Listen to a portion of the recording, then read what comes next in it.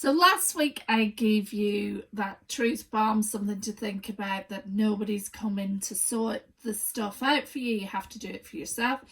This week I want you to think about, what does your future look like? Like, if you were to map out your future, say 3 years from now. 3 years is a good amount of time because, you can do quite a bit in a year, but 3 years you can do loads, but you can still almost touch it. And I want you to identify for yourself what your future looks like from 4 different perspectives. And I've actually decided I'm going to put this into my Facebook challenge. I think it's a great exercise. So from 4 different perspectives. 1, your ideal future. So imagine that you are living your dream life. What are you doing? So think about your finance, lifestyle, impact, Marie Kondo, what's giving you joy? Like, what does that look like in 3 years' time in your absolute ideal, if you weren't to put any lids on yourself and and let that voice, oh, you can't do that, get in? What would it be? Life 2. What would an okay life look like in 3 years' time? So maybe you're doing better than now. Like, you've grown, you're earning more money, you've got a better lifestyle than you have right now, you're having a good level of impact in terms of joy, you're happy with the way things are going. But it's like a chunk down from the ideal. Okay, what does that look like?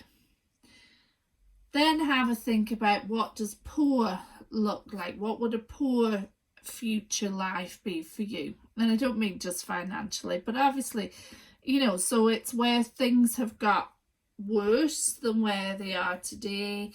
You've not got the money, the lifestyle, the work content that you like, you're not having the impact that you want, you're not feeling the joy that you would like to feel in life. So what does that look like for you? And then, like, here's the one some people love to think about. I never think about the disaster one. Very rarely. Like, if I want to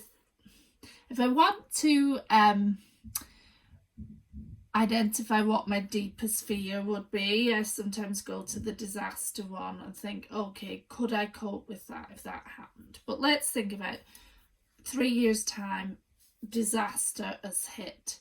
What would disaster be? Financially, lifestyle-wise.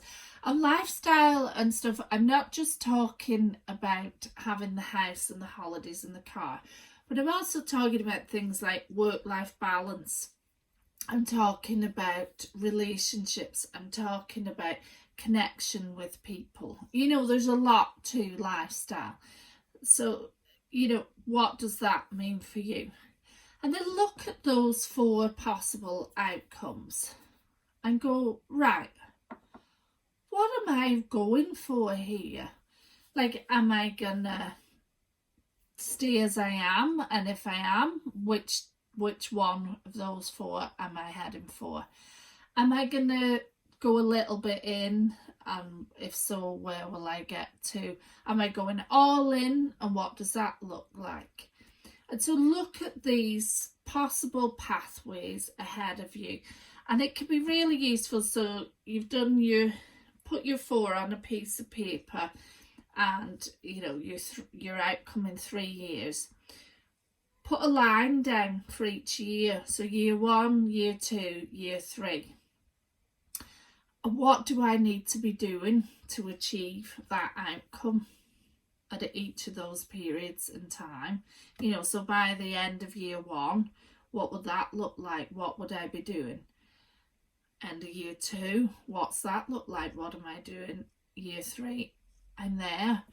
And so when you start to break it down, what actions does that mean you need to take today? What focus do you need to give yourself? How do you build that momentum? And if you decide you're going for the okay, great, go for it. If you decide you're going for the ideal, fantastic, go for it. But just make the decision that what's that going to look like.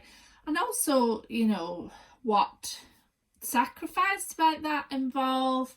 Or, you know, for the ideal, how, if you're looking at work-life balance and finance and whatever, you know, what's that going to mean to happen? And when I did this for me, and I've done it with other people, it really helps you just see, where is it you really want to get to? What's that going to take? And are you ready to go all in? What are you ready to give for this? And then let's do this. Let's go for it. Have a great day. Bye.